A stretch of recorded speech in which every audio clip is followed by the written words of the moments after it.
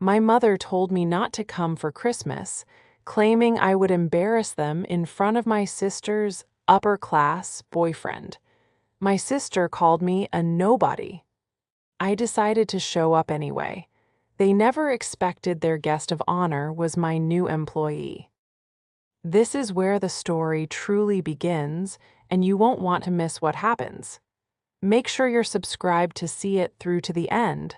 We're always curious. Where in the world are you all watching from today? Let us know in the comments. The call came on a Tuesday, which was in itself an insult. It was a cold, miserable evening, the kind where the rain can't decide if it wants to be sleet, and the wind sounds like it's personally offended by your windows. I was just starting to feel human again. I'd been laid flat by the worst flu of my adult life, a vicious, fever-drenched ordeal that had lasted 2 full weeks. My muscles still ached, my head felt packed with cotton, and my apartment was a testament to survival, mugs of cold tea, empty tissue boxes, and a weighted blanket I'd barely emerged from. I was looking at my calendar, planning my flight home for Christmas, which was only 10 days away. I was actually looking forward to it. I'd been working 80-hour weeks for months, launching a new sustainable tech initiative at my firm, and the idea of 2 weeks in my childhood home, even with my family's quirks, sounded like a reprieve. I wanted my mom's bad casseroles and my dad's predictable stories. My phone lit up on the coffee table. It wasn't just one name, it was a group video call. Mom, Dad, Claire. A prickle of anxiety, sharp and familiar, cut through the flu fog. A group call was never good. It was for interventions, it was for announcements, it was for ambushes. I swiped to answer, forcing a smile onto my face. Hi, everyone, I was just. Scarlett, my mother's Margaret's voice was thin, tight. She wasn't smiling. She was sitting on the formal living room sofa, the one nobody was ever allowed to sit on. My father, Richard, was beside her, looking stiffly at a spot just past the camera. My younger sister, Claire, was lounging in the armchair, phone in hand, looking bored. Mom, is everything okay? My voice sounded raspy from the flu.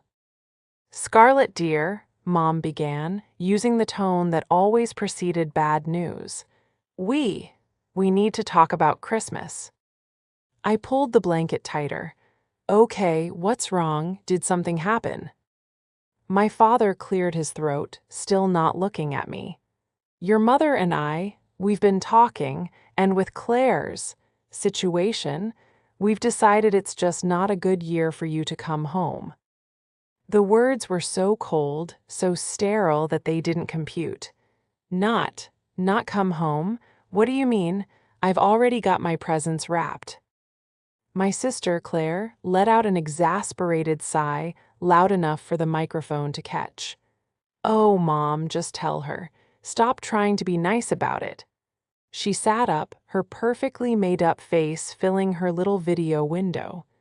Look, Scarlett, I'm bringing my new boyfriend, Julian, home, and he's important. I blinked, the cotton in my head feeling denser. Important, okay. That's great, Claire. I'm looking forward to meeting him.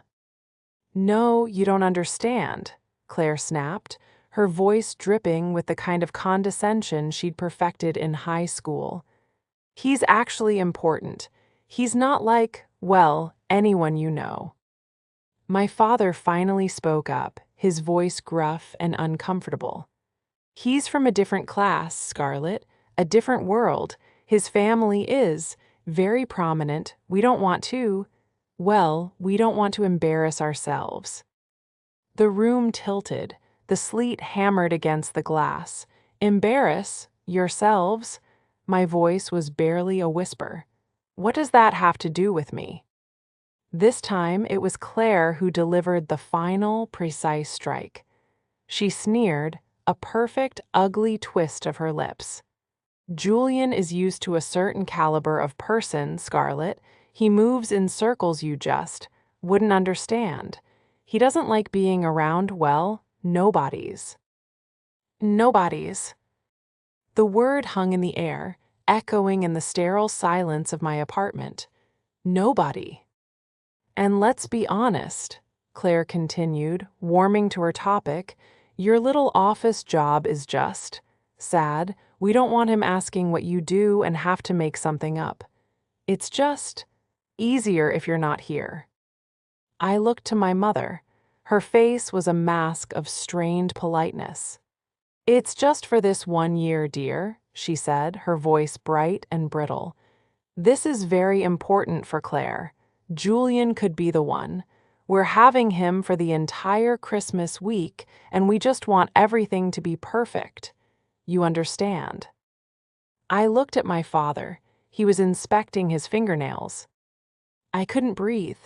I, Scarlett Vance, 36 years old, founder and CEO of Terra Global Strategies, a firm that consulted on sustainable technology for half the Fortune 100, was a nobody. I, who had quietly paid off the mortgage on the very house they were sitting in. I, who had funded Claire's vlogging career for 3 years, including the new camera, the apartment, and the car. I, who subsidized my parents' comfortable early retirement, which they attributed to my father's shrewd investments. I was an embarrassment. My little office job was sad. I see, I managed to say. The flu, the fever, the body aches. None of it compared to the profound, icy chill that was spreading from my chest outward. Good, Margaret said, relief flooding her face. I knew you'd understand. You were always the practical one. We'll make it up to you. Maybe we can do a dinner in February. Maybe, I said. Great, well, we have to go. We're picking out a new centerpiece for the table. Julian is used to a very high standard. The call ended. The screen went black. I sat there for a long time, listening to the rain and the hollow buzz of the phone. The beautiful, neatly wrapped presents I'd spent weeks picking out were stacked by my door. I felt the fever spiking again, but this was different. The rejection wasn't just a change of plans, it was a verdict. And the betrayal felt far more toxic than the fever I'd just broken. For the first few hours, I was just numb. I curled up under the blanket and stared at the dark city skyline. The pain of the flu had been a physical, understandable thing. This was a deeper sickness. This was a hollowing out. Nobody's. A different class. We don't want to embarrass ourselves. The phrases played on a loop, each one a fresh sting. I thought about my life, the one they knew nothing about. I had chosen anonymity. When I founded Terra Global Strategies, I'd done it quietly. I'd built it from my spare bedroom, coding and designing sustainable systems until my fingers were numb. I'd taken the risks, worked the 80-hour weeks, and built an empire. I kept my name off the press releases. I let my COO be the public face. I lived in a comfortable, elegant but understated apartment. I drove a reliable sedan. I wore quiet, well-made clothes that Claire would call boring. Why? Because I had seen what wealth did to people. And because, on some deep, childish level, I wanted my family to love me, just Scarlett. The practical one, the boring one, I didn't want them to love S. Vance, CEO. It seemed I had failed on both counts. They didn't love just Scarlett. They were ashamed of her. The next day, the numbness gave way to a cold, simmering anger. I felt stronger. The flu was receding, and this new, sharp resolve was taking its place. I had to try one more time. I had to be sure. This couldn't be real. I sent a simple text to my mother. Mom, I don't understand. I can't believe you do this. Please just tell me what's really going on." I watched the phone. The three little dots appeared, then vanished, appeared, then vanished. She was typing, deleting, retyping. Finally, a message came through. Margaret text, "Scarlett, you're making this very difficult. You're being selfish. Claire deserves this. Julian is a wonderful man from an excellent family, and this is her one chance to finally be happy. Your father and I support her. Please don't ruin this for her." Selfish. The accusation was so profoundly, spectacularly unjust that I almost laughed. I was being selfish. I, who had just last month wired Claire $5,000 for a vlogging trip to Bali that she'd never taken. I, who had paid for my father's emergency root canal, all $6,000 of it, last spring. I, who had never asked for a single thing in return except to be present at Christmas. The coldness of my mother's text, her immediate pivot to painting me as the aggressor, was the final confirmation. This wasn't a misunderstanding. This was a calculated decision. They were trading me for a social upgrade. I sat at my desk, my work laptop open. My inbox was flooded with year-end reports, contracts, and market projections. And then I saw it, an email chain from my executive assistant. Subject, Ray, onboarding complete Julian Rutherford, CFO. My blood went still. Julian. It couldn't be. Julian was a common name, but Rutherford, from an excellent family, important. My fingers flew across the keyboard. I opened our secure HR portal. I typed in the name. And there he was. Julian Rutherford, age 37, poached from our biggest competitor, my new high-profile chief financial officer. I had hired him myself. I had spent the last 2 months in grueling negotiations with him, finally landing him with a compensation package that was, frankly, staggering. He was brilliant. He was a shark. He was, without a doubt, the most important hire I had made all year. But here was the crucial detail. We had never met in person. My role as the anonymous CEO meant that all high-level interviews were conducted via secure video calls. He knew me only as S. Vance, a powerful, slightly intimidating, and I hoped, respected figure who appeared in a professionally lit home office, my background a stark, impressive wall of books and awards. He had never seen me like this, sick, pale, and wrapped in a fuzzy blanket. He had never heard anyone call me Scarlett. My family, my arrogant, foolish, status-obsessed family, they were trying to impress my new CFO. They were uninviting me to impress my own employee. A slow, cold smile spread across my face. The hurt was still there, a deep, heavy stone in my gut, but it was now joined by something else. A sharp, clear, strategic focus. The kind of focus I used when I was about to win a difficult negotiation. They were so worried about my status. They were so desperate to present their own. But they had forgotten one crucial thing. They had no idea who he was. And more importantly, they had no idea who I am. The memory was so clear, it could have been yesterday. It was my 30th birthday. I had just, that very morning, landed the TerraGlobal contract with the city of Stockholm. It was our first major international deal. It was worth millions. It was the moment I knew my company was going to succeed. I was ecstatic, practically vibrating with adrenaline and joy. I called home, my hand shaking as I dialed, desperate to share the news. My mother, Margaret, picked up. "Oh, hello, Scarlett. Is everything all right?" "Everything is amazing, Mom. You won't believe what just. Scarlett, I can't talk. She cut me off, her voice a strained whisper. It's your sister. It's a crisis. My joy evaporated. Claire, what's wrong? Is she hurt? She just got dumped. By that lovely boy, Alex. She's heartbroken, absolutely devastated. She won't come out of her room. My father, Richard, got on the line. Your sister needs us, Scarlett. This is a real-life problem. That office stuff of yours can wait. We have to focus on what's important. I remember standing in my tiny office, the signed contract on my desk, and feeling about 2 inches tall. My office stuff. My life's work.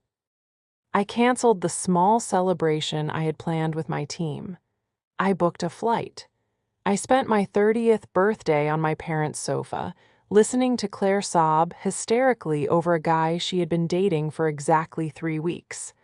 I ended up taking both Claire and my mother to a luxury spa for a healing weekend. I paid for it.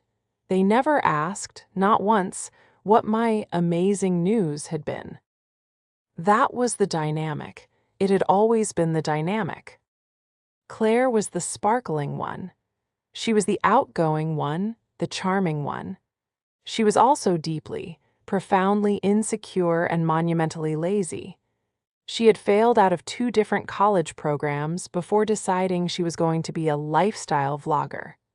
Her profession was a carefully curated Instagram feed of her posing with cocktails, on beaches, or in designer clothes, all funded by her boring sister via our parents.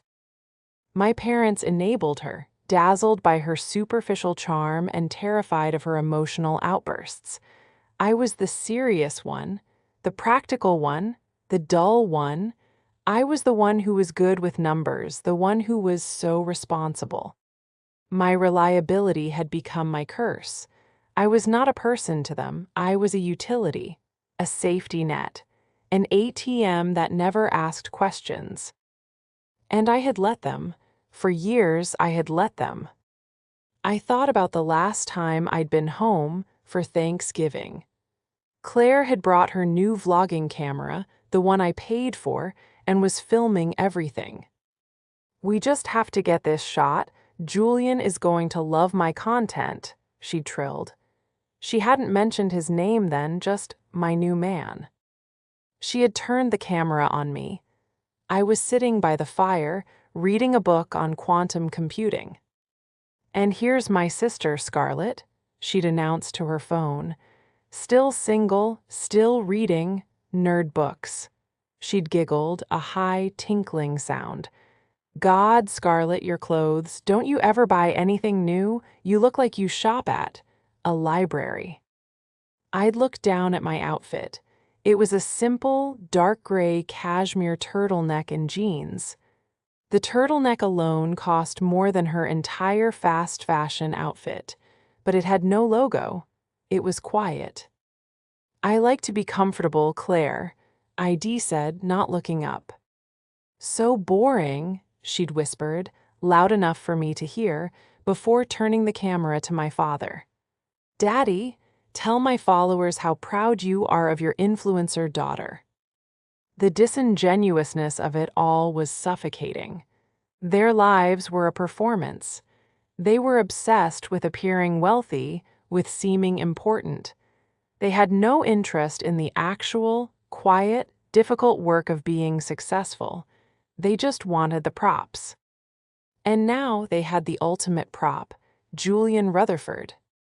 They saw him as their ticket to the different class they so craved.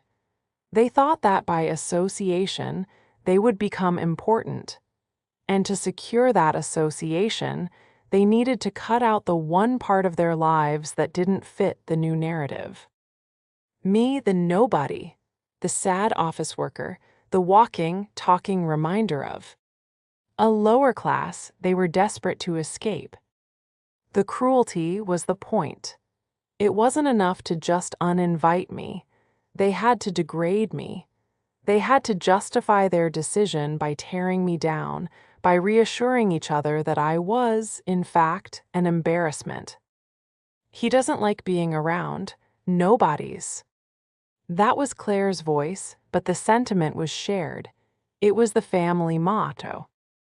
I closed my laptop. The anger I felt was so pure, so cold, it was almost calming. The fog of the flu was gone. My head was completely, beautifully clear. They had mistaken my quietness for weakness. They had mistaken my generosity for stupidity. They were about to learn, in the most public way possible, just how wrong they were. The shift inside me was palpable. The hurt didn't vanish. It was a deep, permanent bruise, but it was no longer paralyzing. It had crystallized into resolve. For days, I'd felt like a victim. Now I felt like a CEO. I stopped replaying their insults and started forming a strategy. My old plan had been to fly home, stay in my childhood room, and pretend to be the dull daughter. My new plan was different. I was not going to be just Scarlett this Christmas. I went to my laptop. I wasn't just investigating Julian, I was reevaluating him. I had his entire HR file.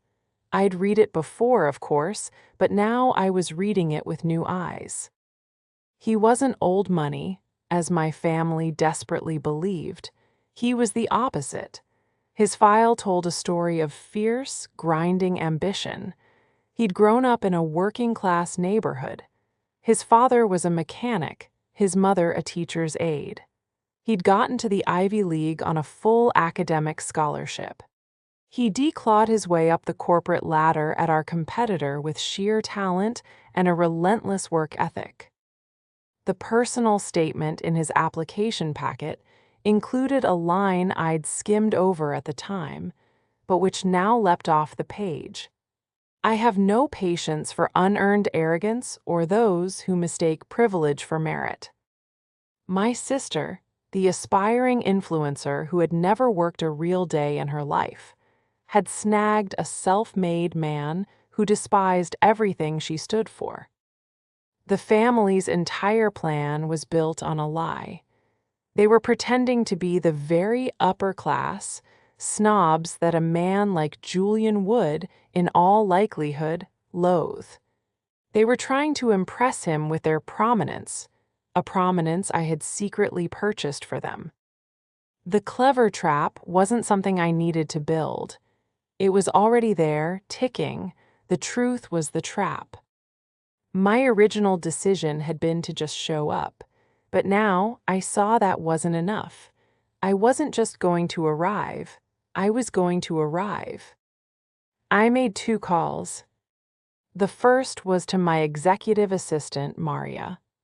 Maria, I need you to book me a suite at the Four Seasons downtown, near my parents' place, from the 24th through the 26th. The Four Seasons, Ms. Vance, not at home. Maria was the only person on earth who knew the full, contradictory details of my life. No, Maria, not at home, and I need a car service, not a taxi. The best one you can find, a black S-Class. It will pick me up at 11:30 a.m. on Christmas Day. Understood, Ms. Vance. The second call was to my company's legal department. I spoke to our head of internal finance. David, I said, I need you to draw up a full accounting of the Vance Family Trust. Yes, the discretionary one. I want a complete, itemized list of all expenditures for the last 5 years. Mortgage payments, cash transfers, medical bills, everything. And I want it notarized. I'll need a hard copy by Monday. He didn't ask why. He just said, yes, Ms. Vance. I then went online and looked at my flight. I was supposed to fly in on the 23rd. I canceled it. I booked a new flight, first class, arriving at 8 p.m. on Christmas Eve.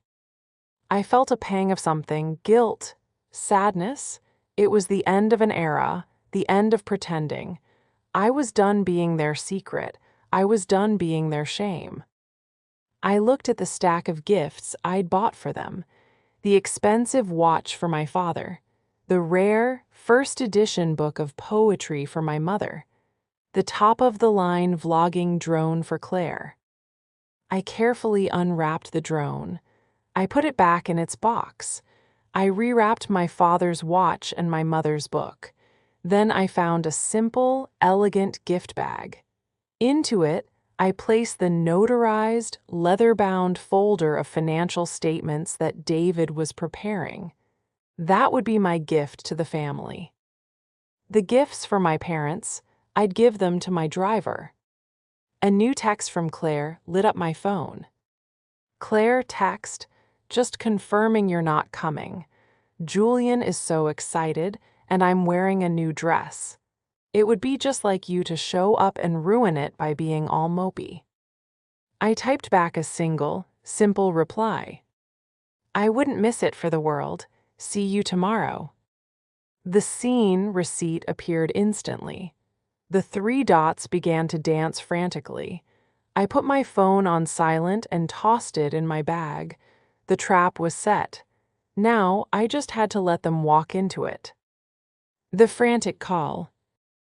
Started an hour before I boarded my flight on Christmas Eve. I let them all go to voicemail. Voicemail 1, Mom, high-pitched, panicky. Scarlett, what did you mean by that text? You can't be serious. You cannot come here. I am forbidding you from coming to this house. Julian is here. You will ruin everything. Voicemail 2, Claire, whispering, furious. I swear, Scarlett, if you show up here tomorrow, I will have you arrested. I'm not kidding. You are trying to sabotage me because you're a jealous, pathetic nobody. Stay away. Voicemail 3, Dad, gruff, angry. Scarlett, I don't know what game you're playing, but your mother is in tears. You have ruined Christmas Eve with this stunt. This threat, you're a bitter, jealous woman. Do not come here tomorrow, I mean it. We won't let you in. The finality of it was absolute. They hadn't just uninvited me, they had now actively barred me. They called me a liar, pathetic, and bitter. The love I'd thought was conditional, it wasn't there at all. I landed at 8 p.m.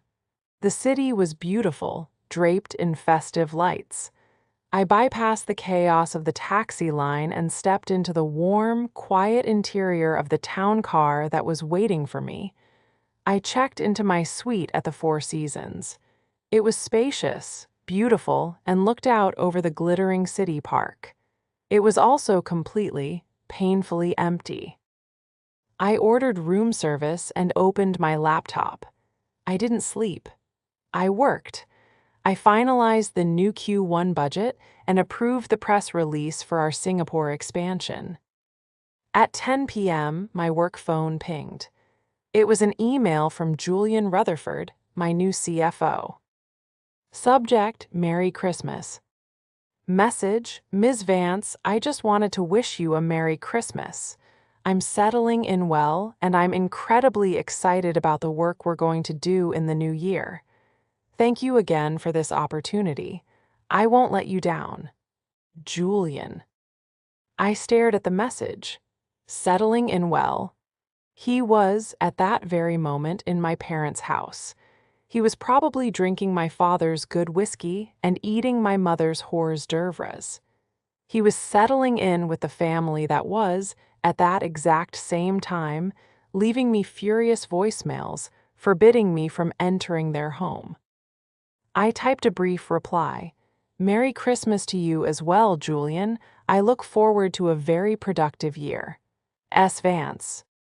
This was the first confrontation, the one they were having with themselves. I imagined the scene. Claire must have gotten my text. She would be in a panic, but she wouldn't dare tell Julian the truth. She wouldn't say, my sister, the one we uninvited, might be your new boss. Why? Because her entire relationship with him was built on the lie that she was the impressive one, that her family was upper class. I imagined her cornered, she would be forced to double down. She would tell Julian, "Oh, my sister is just difficult. She's very unstable. She might show up and make a scene. She's always been jealous of me." She would paint me as the crazy, failed sister, and she would tell my parents to be ready. They would be a united front of lies. My phone rang again. A new number. I let it go to voicemail. Voicemail 4, Claire, voice cracking, trying to sound strong. I told Julian all about you, about how you're struggling. He understands. He said it's sad, but that families are complicated.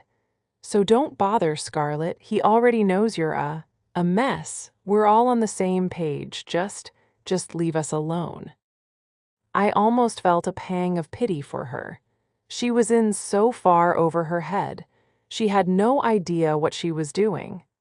She was trying to play chess with a grandmaster, and she just put her own king in check. He already knows you're a mess. I saved the voicemail. The trap wasn't just set, it was baited, and they had taken it hook, line, and sinker.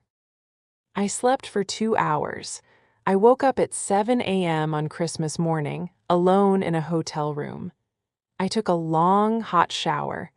I put on a simple, elegant, dark green cashmere dress. It was expensive, but it had no label. It was the kind of dress Claire would call boring.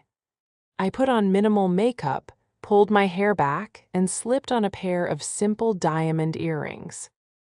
I looked in the mirror. I didn't see a victim. I didn't see a nobody. I saw S. Vance, and it was time to go to work. At 11:15 a.m., my car service arrived. The driver, a professional man in a dark suit, held the door for me. I placed the 2 beautifully wrapped gifts, the watch for my father, the book for my mother, on the seat beside me. In my hand, I held a simple, tasteful holiday gift bag. Inside was the leather-bound, notarized report from my legal department. The drive to my parents' house was surreal. This was the route I had taken every Christmas of my life. But instead of arriving in a rattling airport taxi filled with excitement, I was arriving in a black Mercedes S-Class, feeling like a general heading into battle. As we turned onto their street, I could see the house. It was decorated, lights twee. Ankling, and parked in the driveway right behind my father's car, was a sleek silver sports car. Julian's, no doubt. My family was on high alert. I knew that from the voicemails. They were expecting crazy, mopey Scarlett to show up in her sad clothes and make a scene.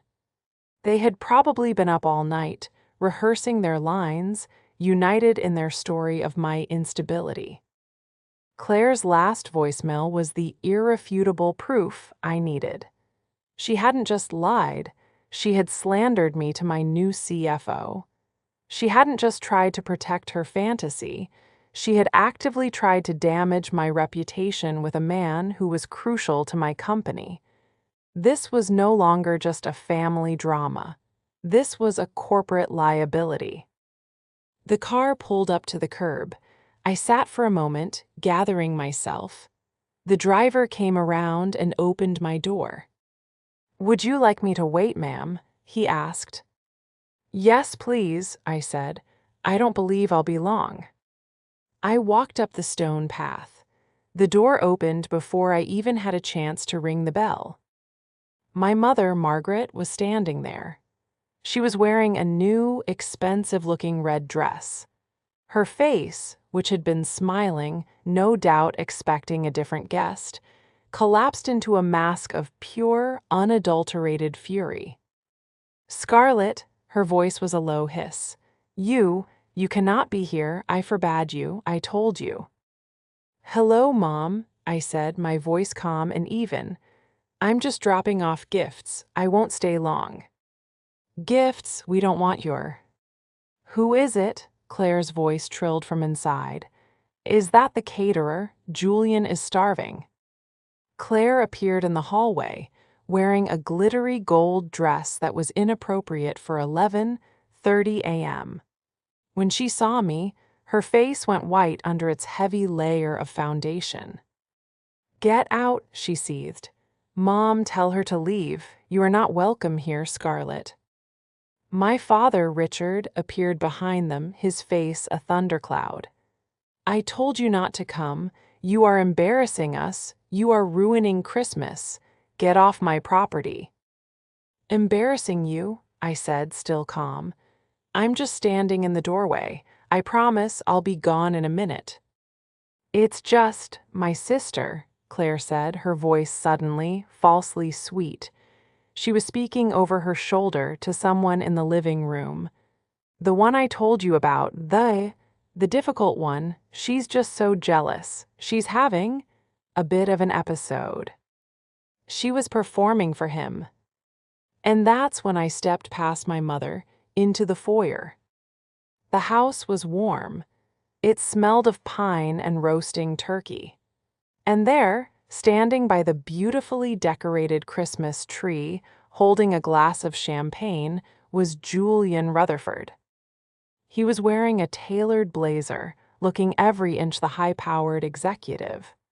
He looked up, a polite, strained, "I'm so sorry your family is crazy" smile fixed on his face, ready to be introduced to his girlfriend's nobody sister.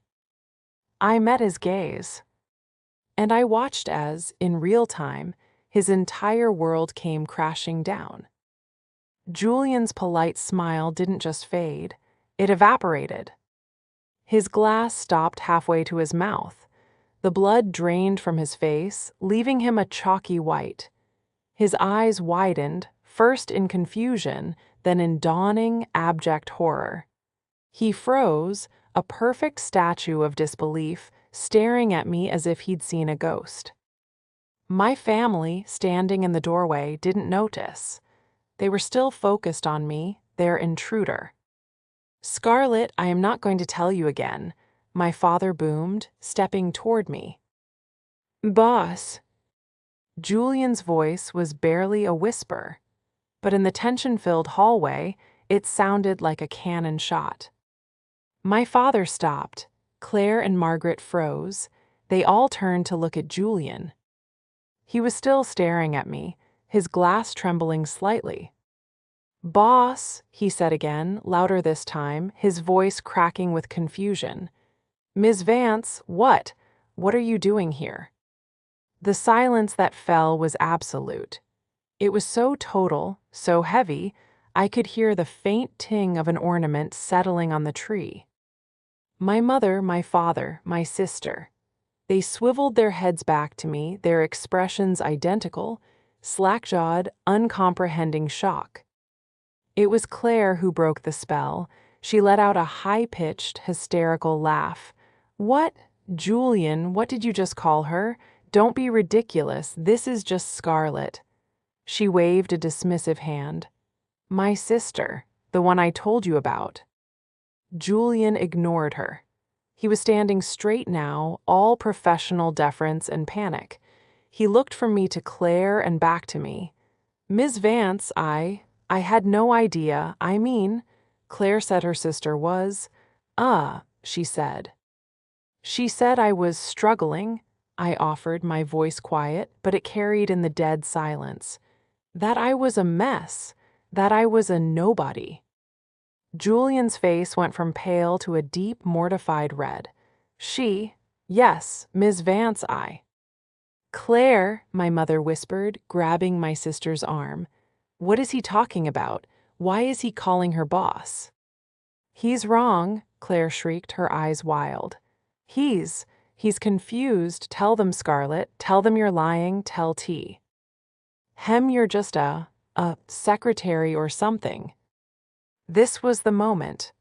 All the years of being the dull one, the practical one, the family ATM, the embarrassment, it all ended here. "I'm not a secretary, Claire," I said, my voice cutting through her panic. "I am not lying. I have never lied. You just never bothered to listen." I turned to my stunned parents. I founded Terra Global Strategies 8 years ago. My boring office job is running a multinational sustainable technology firm. A corporation, Julian, I said, turning to him, that I believe you're finding quite profitable. Julian nodded, swallowing hard. Incredibly, Ms. Vance, yes. Julian is my new chief financial officer, I explained to my shell-shocked family. I hired him. He is my employee. No, Margaret whispered, shaking her head. No, that's not possible. Richard, she's lying. My father just stared at me, his face ashen. He looked like he'd been punched.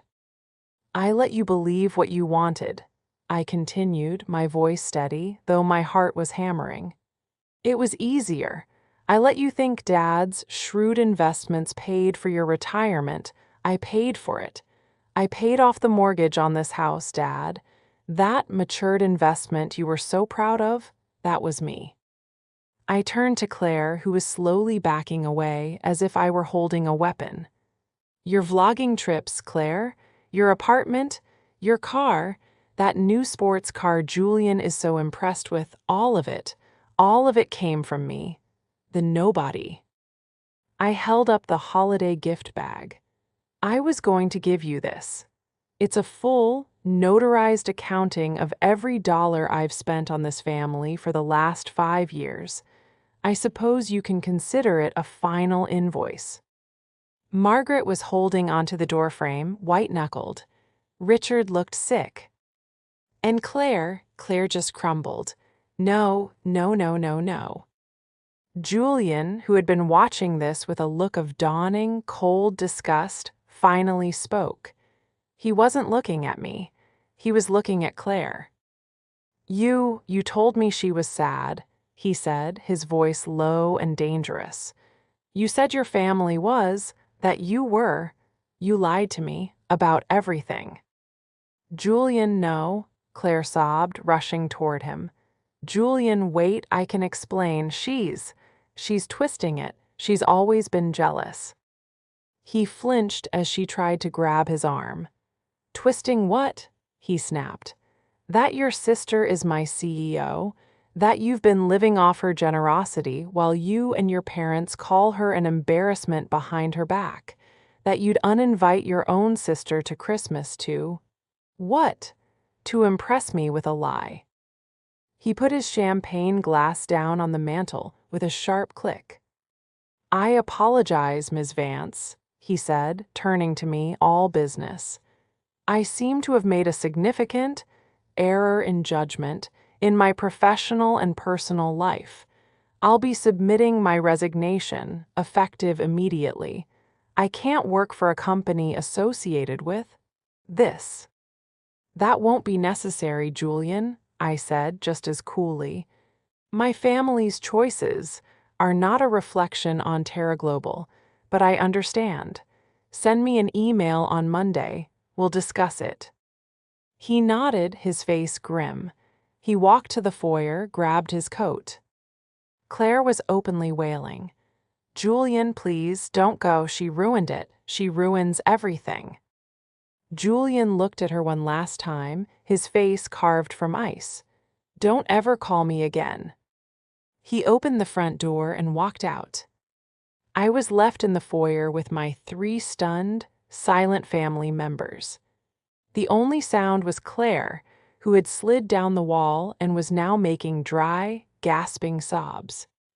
He's gone, she whispered, looking at the open door. She turned her tear-streaked, makeup-smeared face to me. You ruined my life.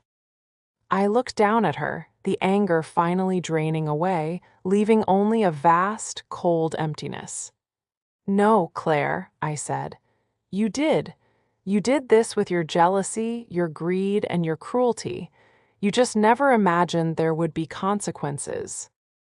My mother, Margaret, finally spoke. She looked old. The fire was gone, leaving just a frail, bewildered woman.